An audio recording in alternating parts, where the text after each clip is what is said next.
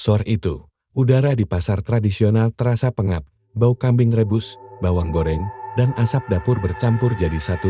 Di sudut pasar, sebuah warung kecil berdiri dengan papan kayu tua, bertuliskan Sop Tengkleng Pak Rudi. Catnya mulai pudar, atapnya bocor di beberapa sisi, dan bangkunya sudah reot dimakan usia. Pak Rudi, pria berumur 40 tahun, duduk lemas di bangku depan warungnya, keringat bercucuran dari wajahnya yang kusam, matanya sayu, penuh kelelahan, tangannya menggenggam sendok sayur yang sudah lama tak menyendokkan apa-apa ke mangkuk pelanggan. Warung itu begitu sepi. Dari pagi hingga sore, hanya ada 2 orang pembeli. Itu pun lebih banyak menawar daripada benar-benar makan. Sementara itu, dari kejauhan, terdengar hiruk-pikuk warung baru milik Bu Ida, seorang janda paruh baya yang baru membuka usaha sop tengkleng di depan pasar. Warungnya selalu ramai, kursinya penuh, bahkan ada pembeli yang rela berdiri menunggu.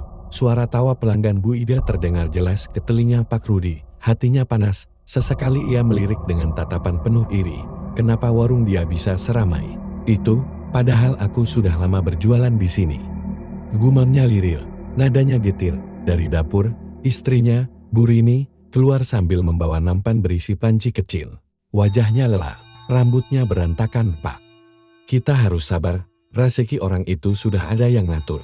Jangan dipikirin Bu Ida terus, mungkin masakan kita memang belum rezekinya ramai, ucap Bu Rini dengan suara pelan, mencoba menenangkan suaminya. Namun bukannya tenang, hati Pak Rudi semakin bergemuruh. Baginya, kata-kata istrinya hanyalah penghibur hampan. Sejak warung Bu Ida berdiri, dagangannya makin terpuruk. 4 anaknya sering mengeluh lapar, bahkan uang sekolah tak terbayar. Malam-malam mereka selalu diisi dengan suara tangisan anak-anak yang merengek minta makan. Sementara dapur hanya berisi beras seadanya. Pak Rudi menatap ke arah warung Bu Ida lagi. Matanya merah, tangannya gemetar, ia menggenggam sendok sayurnya kuat-kuat hingga berbunyi nyaring. Kalau terus begini, kita bisa mati kelaparan, Ren, ucapnya dengan suara serak. Kita harus kerja lebih keras, Pak, jangan sampai iri sama orang lain, percaya saja sama Gusti Allah, jawab Bu Rini lagi, mencoba sabar. Tapi hati Pak Rudi tidak bisa menerima. Baginya, doa dan kerja keras sudah ia lakukan bertahun-tahun, namun tetap saja hasilnya nihil. Ia merasa dunia tidak adil, dan Tuhan seolah menutup mata dari penderitaannya. Malam itu, saat warung ditutup, suasana rumah keluarga kecil itu begitu muram. Anak-anaknya 2 laki-laki dan 2 perempuan tertidur dengan perut kosong. Hanya ditemani air putih, Pak Rudi duduk sendirian di kursi bambu, menatap langit-langit rumah yang bocor. Tiba-tiba, dari kejauhan, ia mendengar suara samar. Suara itu aneh, seperti bisikan, ada jalan. Kalau kau berani, kau ingin warungmu ramai, bukan tanda tanya. Kau ingin mengalahkan Bu Ida bukan? Datanglah ke hutan.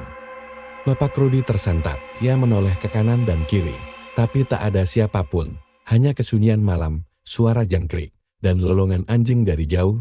Bisikan itu hilang, namun rasa panas di dadanya semakin menjadi-jadi. Malam itu ia tak bisa tidur. Wajah Bu Ida dan warungnya yang ramai terus menghantui pikirannya. Dalam hati, ia berbisik lirih, kalau ada cara agar aku bisa balas, aku akan lakukan apapun. Dan sejak malam itulah, jalan hidup Pak Rudi perlahan masuk ke arah yang kelam. Pagi itu, langit mendung, udara terasa berat seolah ikut menekan dada keluarga kecil Pak Rudi. Di dapur, Bu Rini sibuk menanak nasi dengan beras adanya. Bau gosong sesekali tercium, karena panci bocor dimakan karat. Keempat anak Pak Rudi duduk di ruang tengah. Wajah mereka pucat. Anak sulung, Andi, berumur 14 tahun, mencoba menahan lapar. Ia mengelus perutnya sambil menatap adik-adiknya yang lebih kecil. Si bungsu, Dina, hanya bisa menangis lirih karena semalaman belum makan. Bu lapar, ranyak Dina dengan suara parau. Bu Rini menoleh, hatinya seperti diremas. Ia hanya bisa mengangguk lemah sambil berusaha menenangkan anaknya. Sabar ya, nanti kalau bapak pulang jualan, kita bisa makan lebih enak. Namun dalam hati, ia tahu itu hanyalah harapan kosong. Warung semakin sepi. Bahkan untuk membeli beras saja mereka sering berhutang pada tetangga. Di warung, Pak Rudi duduk murung di balik meja jualannya. Panci besar penuh kuah sop tengkleng masih terisi hampir penuh. Dari pagi sampai siang, tak ada satupun pembeli yang datang. Sesekali, ia mendengar riuh dari seberang jalan. Warung Bu Ida seperti tak pernah sepi, orang-orang tertawa, sendok dan mangkuk beradu, suara pelanggan saling bercampur. Bau bumbu khas tengkleng dari warung itu terbawa angin, menusuk hidung Pak Rudi. Sakit sekali rasanya melihat itu semua. Ia merasa dipermalukan di depan orang banyak. Kenapa semua orang lebih memilih warung itu? Apa masakanku sudah tak ada rasanya lagi? Gerutunya dengan wajah meran. Seorang pelanggan tua sempat lewat di depan warungnya. Pak Rudi menegakkan badan, berharap orang itu mau mampir. Pak, mampir dulu. Sop tengklengnya hangat, murah, dan nikmat. Panggil Pak Rudi dengan senyum dipaksakan, namun si bapak tua hanya melirik sebentar, lalu berjalan terus. Ke arah warung Bu Ida, Pak Rudi menggertakkan giginya, dadanya sesak, tangannya mengepal hingga urat-uratnya menonjol. Menjelang sore Bu Rini datang ke warung dengan wajah muram. Pak, anak-anak lapar, kita sudah nggak punya lauk, mungkin besok kita bisa pinjam dulu sama tetangga. Ucapan itu membuat Pak Rudi semakin tertekan, ia merasa harga dirinya diinjak. Baginya, seorang bapak tak seharusnya membiarkan keluarganya kelaparan, namun kenyataan tak bisa ia hindari. Malam itu, setelah warung ditutup, Pak Rudi duduk di teras.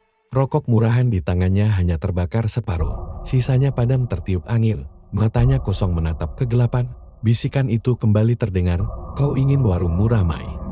Kau ingin anak-anakmu kenyang. Ada cara cepat. Datanglah ke hutan. Bawalah seekor kambing. Bapak Rudi tersentak, ia menoleh, tapi halaman rumah sunyi. Hanya suara angin menerpa pohon bambu di belakang rumah, keringat dingin mengucur di pelipisnya, ia menggeleng, mencoba mengusir pikiran itu. Tidak.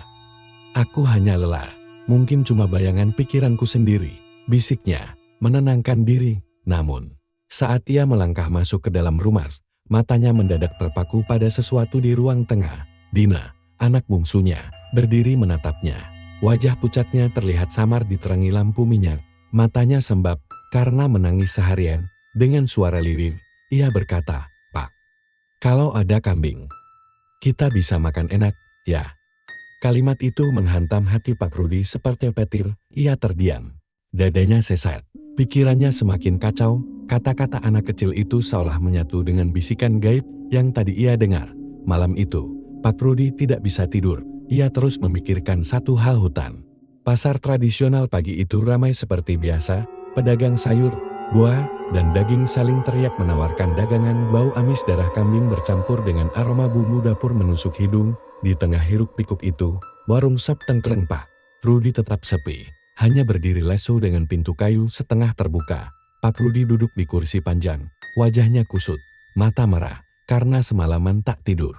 Ia menatap panci besar di depannya yang masih penuh, tak tersentuh pembeli.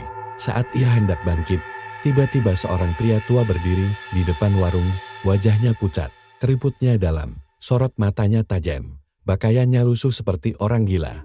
Namun anehnya tubuhnya tidak berbau keringat atau tanah. Warungmu sepi ya. Suara pria itu serak, namun jelas menusuk telinga. Pak Rudi menatapnya, curiga. Dia, Pak. Begini nasib saya, tapi siapa bapak? Tanyanya setengah waspada.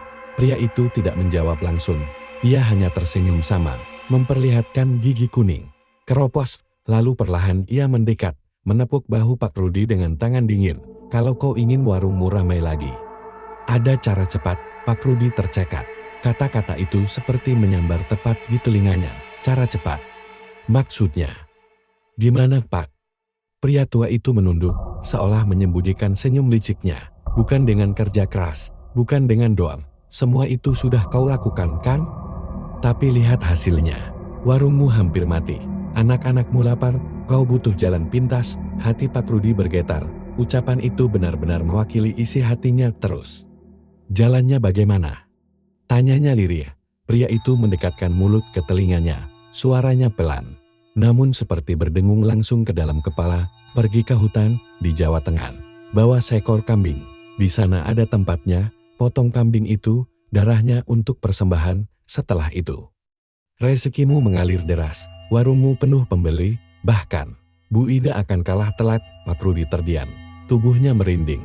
Kata-kata potong kambing di hutan berputar-putar di kepalanya. Tapi, apa nggak dosa Pak? Saya takut. Suaranya bergetar. Pria tua itu mendengus, lalu tertawa kecil. tawa serak yang membuat bulu kuduk berdiri. Dosa, kalau kau mati kelaparan, apa Tuhan akan menolongmu? Kalau anak-anakmu mati kelaparan, apa doa bisa menghidupkan mereka lagi? Dunia ini bukan untuk orang lemah. Laik kau mau bertahan hidup atau mati seperti anjing liar?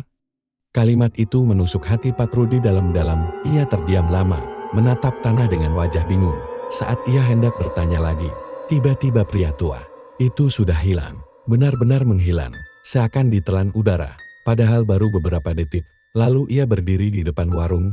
Pak Rudi terhuyung, keringat dingin mengalir di pelipisnya. Siapa sebenarnya orang itu?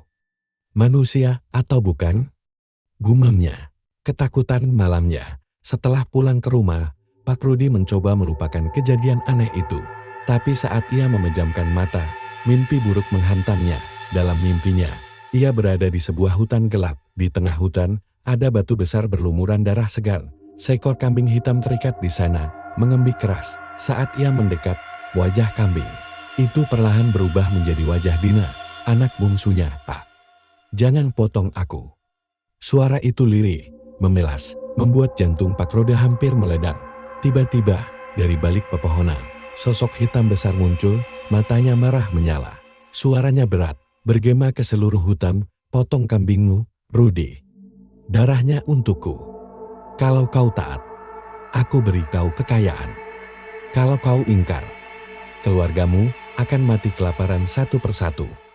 Pak Rudi terbangun dengan napas tersengal, tubuhnya basah oleh keringat. Ia menoleh ke samping, melihat anak-anaknya tidur pulas. Namun suara bisikan itu masih terdengar jelas di kepalanya. Ingat, Rudi, bawalah kambing ke hutan. Cepat, sebelum terlambat. Hatinya makin kacau, rasa takut, bimbang, dan marah bercampur menjadi satu. Namun di balik semua itu, ada rasa penasaran dan ambisi yang mulai tumbuh. Bagaimana jika bisikan itu benar? Bintang malam itu, langit gelap tanpa bintang, angin berhembus kencang, membuat pohon bambu di belakang rumah berderit seperti suara orang merintih.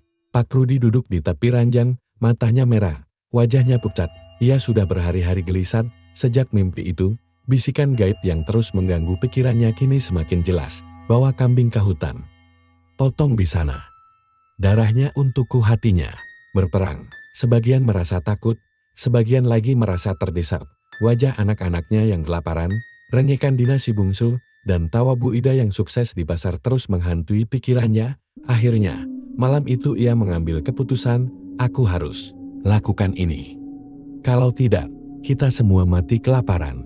Tanpa sepengetahuan istrinya, Pak Rudi diam-diam membawa seekor kambing putih peliharaan mereka. Kambing itu masih kecil, jinak, dan biasanya jadi mainan anak-anak. Malam itu, dengan tali di tangan, ia menuntun kambing itu menuju hutan di Jawa Tengah, yang jaraknya lumayan jauh. Perjalanan terasa mencekam. Jalan setapak menuju hutan gelap gulita, hanya diterangi lampu minyak kecil yang ia bawa. Semakin dalam masuk, udara semakin dingin. Suara jangkrik dan burung hantu terdengar makin nyaring. Di tengah perjalanan, kambing yang ia tuntun tiba-tiba berhenti. Hewan itu mengemik keras, matanya melotot seperti ketakutan. Diam kau, jalan terus, bentak Pak Rudi, menarik talinya dengan kasar. Tiba-tiba, dari balik pepohonan terdengar suara lirih. Pak, jangan.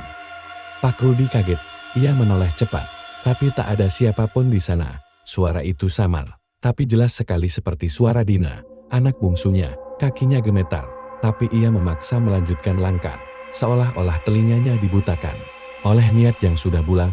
Setelah lama berjalan, ia sampai di sebuah lapangan kecil di tengah hutan. Di sana ada sebuah batu besar berlumuran merah, entah itu lumut atau darah kering. Pak Rudi tak tahu, tapi aroma amis begitu kuat menusuk hidungnya. Kambing yang ia bawa semakin meronta, matanya liar, mulutnya terus mengembik keras. Diam kau, harus jadi tumbal, teriak Pak Rudi dengan suara gemetar. Meski dalam hatinya ketakutan setengah mati, ia mengikat kambing itu ke pohon, lalu mengeluarkan sebilah golok. Tangannya bergetar hebat. Dalam bayangan matanya, kambing itu samar-samar berubah wajah. Sekilas, ia melihat wajah anak bungsunya yang pucat, memandang dengan mata penuh air mata. Pak, jangan potong aku. Suara itu bergema lagi. Pak Rudi tertegun, keringat dingin bercucuran. Ia hampir menjatuhkan goloknya. Tidak, itu cuma halusinasi. Ini hanya kambing. hanya kambing. Ia berteriak, mencoba meyakinkan diri. Dengan teriakan putus asa, ia akhirnya mengayunkan goloknya, serak. Darah muncrat ke tanah, membasahi kaki dan batu besar itu. Saat itu juga, tanah di bawahnya bergetar pelan, angin bertiup kencang, daun-daun beterbangan, dan dari kegelapan terdengar suara tawa rendah, dalam, dan menyeramkan. "Bagus, Rudy. Kau sudah menempati janji." Pak Rudy terperangak. Suara itu datang dari segala arah, bergema di antara pepohonan. Kambing yang baru saja disembelih jatuh terkulai. Tapi sebelum nyawanya benar-benar hilang, mata hewan itu menatap Pak Rudy tajam. Bukan tatapan kambing biasa, melainkan tatapan manusia yang penuh dendam. Dalam sekejap, wajah kambing itu sekali lagi berubah menyerupai wajah Dina. "Pak, kenapa?" Pak Rudy terjerembab, tubuhnya gemetar hebat. Golok terlepas dari tangannya. Ia ingin lari, tapi kedua kakinya seolah tertancap di tanah. Dari balik pepohonan, muncul bayangan hitam besar dengan mata merah menyala. Tubuhnya tinggi menjulang, seperti kabut pekat yang berubah wujud menjadi manusia. Suaranya bergemuruh, "Mulai malam ini, warungmu akan ramai, kau akan dapat kekayaan. Tapi ingat, darah pertama sudah kuterima, tumbal berikutnya akan kutagih, Rudy." Dan tidak ada jalan kembali. Pak Rudy berteriak sekencang-kencangnya, tapi suaranya tertelan oleh pekatnya hutan malam. Sejak saat itu, hidup Pak Rudy tak akan pernah sama lagi. Keesokan paginya, suasana rumah Pak Rudy terasa berbeda. Meski tubuhnya masih lemas setelah kejadian di hutan, ia berusaha berlagak biasa. Wajahnya pucat, matanya cekung, dan tangannya gemetar saat menyalakan kompor di warung. Bu Rini heran melihat suaminya. "Pak, wajahmu pucat sekali. Sakit, ya? Atau semalam gak tidur lagi?" Pak Rudy hanya tersenyum tipis, menutupi kegelisahannya. Gak apa-apa, sudah cepat kita masak. Siapa tahu hari ini rezeki kita datang." Panci besar diisi potongan kambing dan bumbu tengkleng. Aroma kuah gurih mulai menyebar, merasap ke udara pasar. Tak lama, hal aneh terjadi. Pelanggan yang biasanya lewat begitu saja kini berhenti. Mereka mencium bau masakan dan tiba-tiba tertarik. "Harmem, enak sekali baunya, coba mampir," ujar seorang pria sambil masuk ke warung. 1 orang, 2 orang, lalu 5 orang. Kursi yang selama ini kosong mulai terisi penuh. Suara sendok beradu dengan mangkuk. Suara orang memuji sop tengkleng. Pak Rudy bergema di dalam warung. "Wah, dagingnya empuk banget, Pak, kuahnya gurih, bumbunya pas. Ini baru sop tengkleng asli Jawa Tengah, betul. Rasanya beda dengan warung seberang itu. Bu Ida, ini lebih enak." Pujian itu membuat dada Pak Rudy bergetar. Senyum lebar terukir di wajahnya.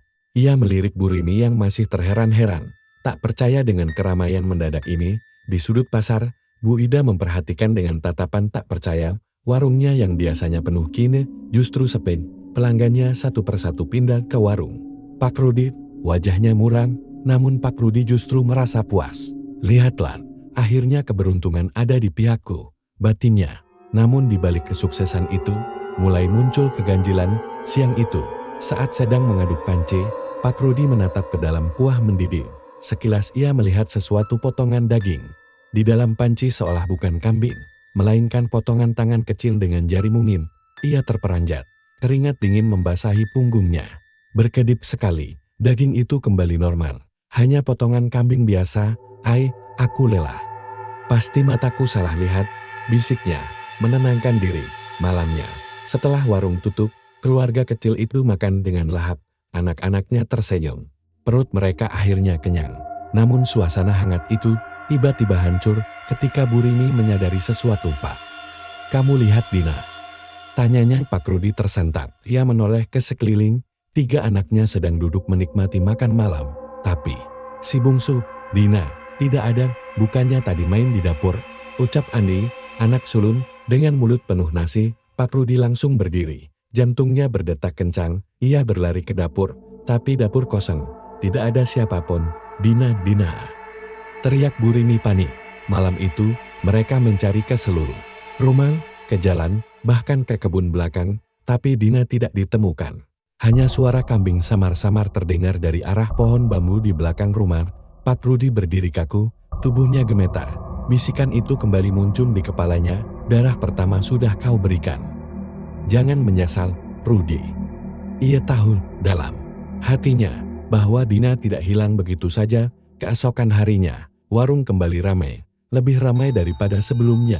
Orang-orang berebut makan, bahkan ada yang sampai antre di luar. Semua orang memuji cita rasa sop tengklengnya. Namun bagi Pak Rudi, setiap pujian terasa seperti belati yang menusuk. Sebab setiap kali ia menuang kuah ke mangkuk, bayangan wajah Dina muncul samar di dalam panci, seolah sedang tenggelam dalam kuah panas. Bintang hari-hari berikutnya, warung sop tengkleng Pak Rudi semakin ramai, meja selalu penuh, antrean tak pernah putus. Dari luar, semua tampak seperti keberuntungan besar. Tapi bagi keluarga Pak Rudi, setiap malam berubah menjadi mimpi buruk. Suatu malam, saat sedang membereskan warung, Pak Rudi sendirian di dapur. Panci besar masih setengah penuh dengan kuah dan daging. Ia mengangkat sendok sayur untuk mencicipi sedikit, memastikan kuahnya masih layak. Tapi ketika sendok itu menyentuh bibirnya, matanya terbelalak. Rasa kuahnya berubah aneh, bukan gurih, melainkan amis seperti darah segar. Ia buru-buru meludar, napasnya tersengal. Saat menoleh ke dalam panci, matanya hampir keluar dari wajahnya. Di dalam kuah yang mendidih, ia melihat potongan daging berubah bentuk. Ada potongan jari mungil, kuku kecil, dan bahkan sekilas wajah anak kecil yang terendam. Ya Allah, teriaknya, menjatuhkan sendok. Dalam sekejap, semuanya kembali normal. Yang terlihat hanya potongan kambing biasa. Tapi keringat dingin sudah membasahi tubuhnya, dan tangannya gemetar tak terkendali. Besoknya, hal aneh juga menimpa pelanggan. Seorang ibu muda yang habis makan sop tengkleng di warung itu, tiba-tiba berteriak histeris di tengah pasar, "Anakku! Mana anakku? Dia ada di mangkuk tadi." Ia menjerit, wajahnya pucat, matanya liar. Orang-orang mencoba menenangkan, tapi ibu itu terus menjerit bahwa dalam mangkuknya tadi, ia melihat wajah anak kecil tenggelam di kuah. Kabar itu menyebar cepat, namun anehnya, bukannya membuat warung sepi, justru semakin banyak orang datang. Seolah ada kekuatan gaib yang memaksa orang-orang untuk selalu ingin makan di sana. Malam berikutnya, Bu Rini sedang mencuci piring. Tiba-tiba air sumur berubah merah, kental, berbau amis. Ia menjerit dan menjatuhkan ember. Saat menoleh ke arah Pak Rudi, wajahnya penuh rasa takut. "Pak, apa yang sebenarnya terjadi? Kenapa sejak warung ini ramai, rumah kita malah jadi menakutkan?" Pak Rudi tak sanggup menjawab. Dia hanya diam, menunduk, menahan rahasia yang semakin menghancurkan jiwanya. Gangguan makin menjadi. Anak-anak sering terbangun tengah malam, menangis ketakutan. Mereka mengaku melihat Dina berdiri di dapur dengan wajah pucat. Tubuhnya basah kuyup, rambutnya menutupi wajah Andi. "Tadi aku lihat Dina di dapur. Dia berdiri sambil menangis," kata adik Andi dengan suara bergetar. Andi berusaha menguatkan adiknya, tapi dalam hatinya, ia sendiri juga melihat hal yang sama. Puncaknya, suatu malam, Pak Rudi terbangun karena mendengar suara ketukan panci dari dapur. Dung dung dung.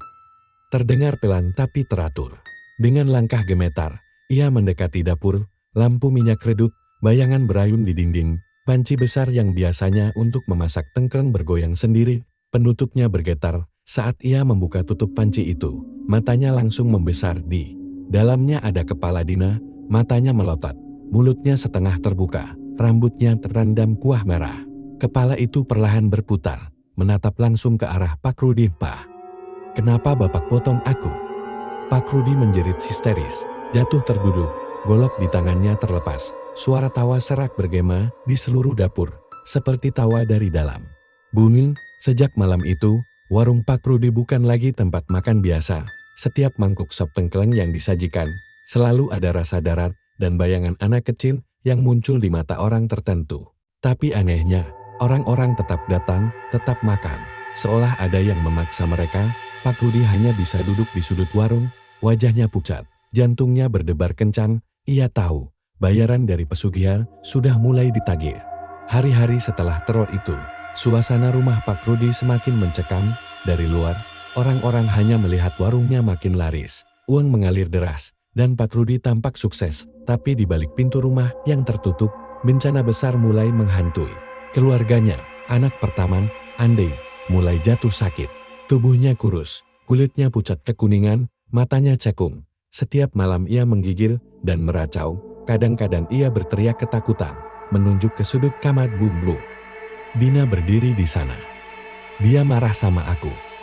teriak Andi sambil menutup wajahnya dengan bantal. Bu Rini langsung memeluk anaknya, tapi air matanya terus mengalir. Ia tahu ada yang tidak wajar.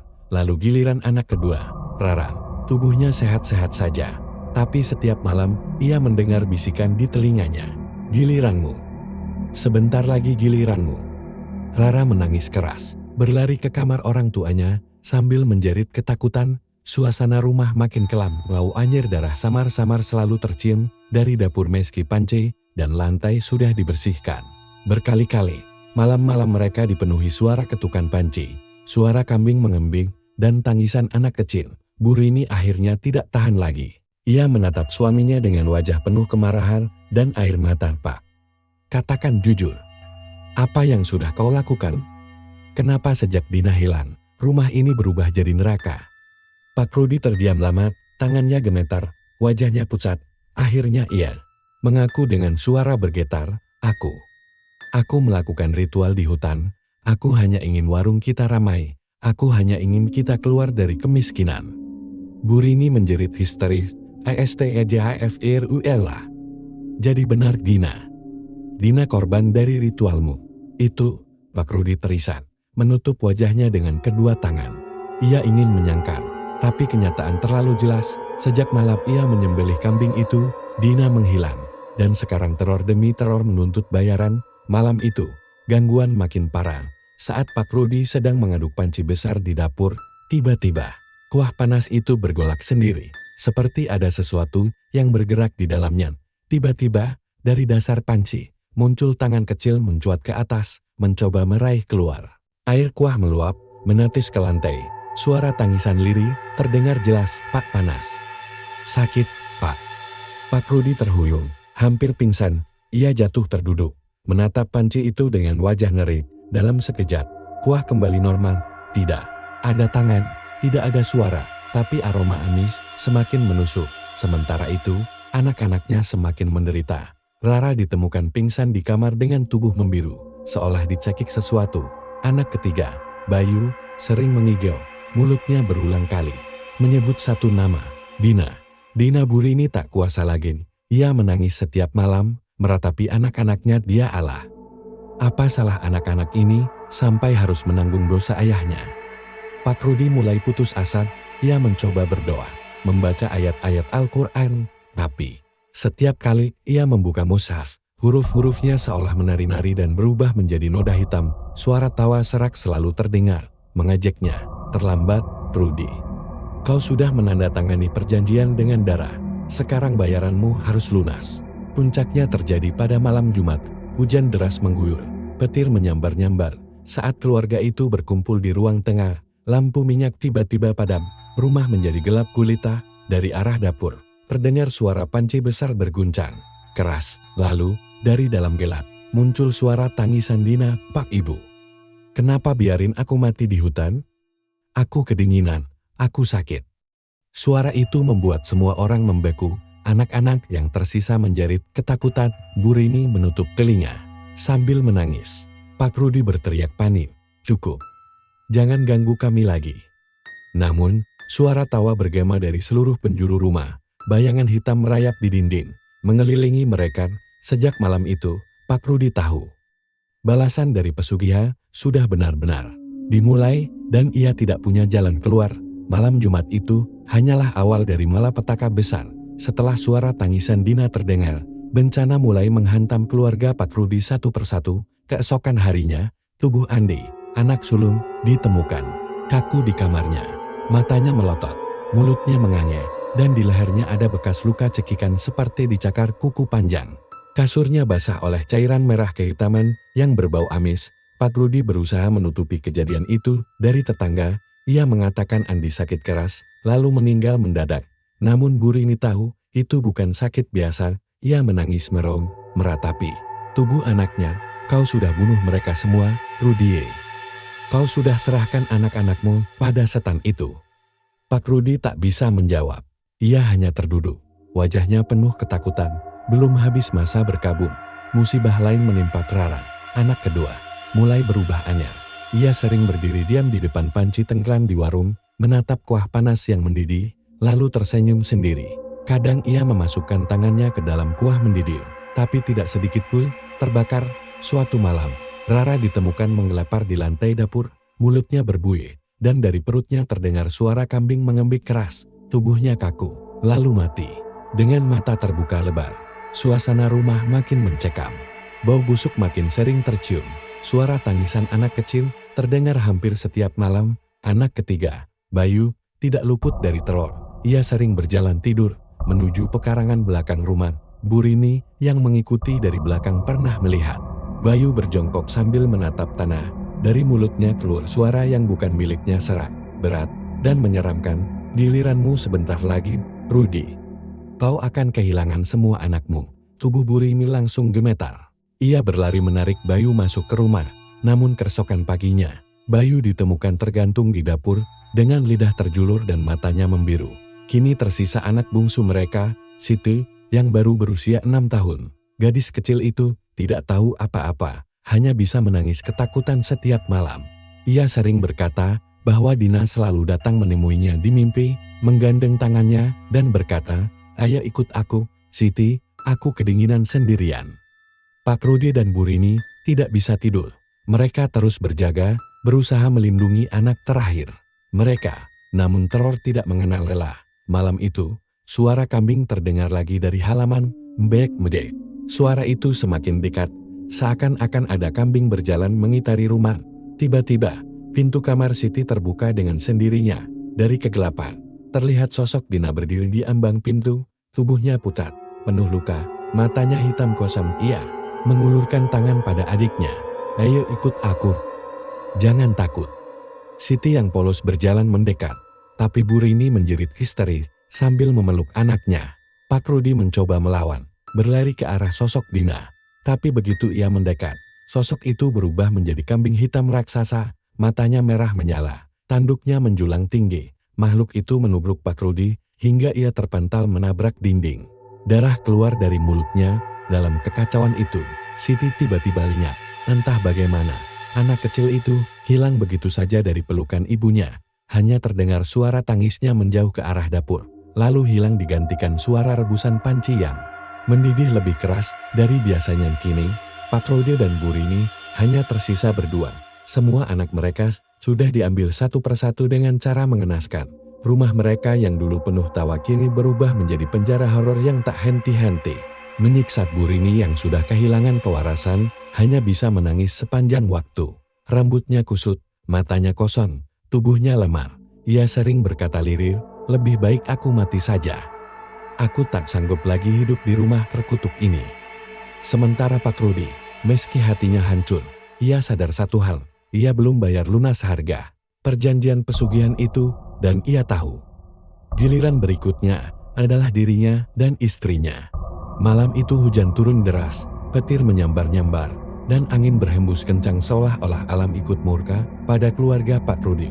Rumah kayu tua itu bergetar setiap kali angin menghantam, membuat suasana makin mencekam. Pak Rudi duduk di ruang tengah dengan wajah pucat, matanya merah, tubuhnya gemetar, keringat dingin membasahi bajunya. Di depannya, Burini menangis terseduh-seduh, rambutnya kusut, tubuhnya seperti kehilangan tenaga. "Sudah, Rin. Mungkin memang ini akhir kita, semua sudah terlanjur." Suara Pak Rudi parau, hampir tak terdengar. "Kenapa kau lakukan itu? Rudi, kenapa?" teriak Burini histeris. "Anak-anak kita semua sudah mati mengenaskan. Kau serahkan mereka untuk perutmu, untuk warungmu." Pak Rudi hanya menunduk. Di benaknya terbayang malam ketika ia menyembelih kambing di hutan, yang ternyata adalah anaknya sendiri. Bayangan itu terus menghantui setiap detik hidupnya. Tiba-tiba lampu rumah padam, gelap gulita menyelimuti ruangan, hanya diselingi kilatan petir dari luar.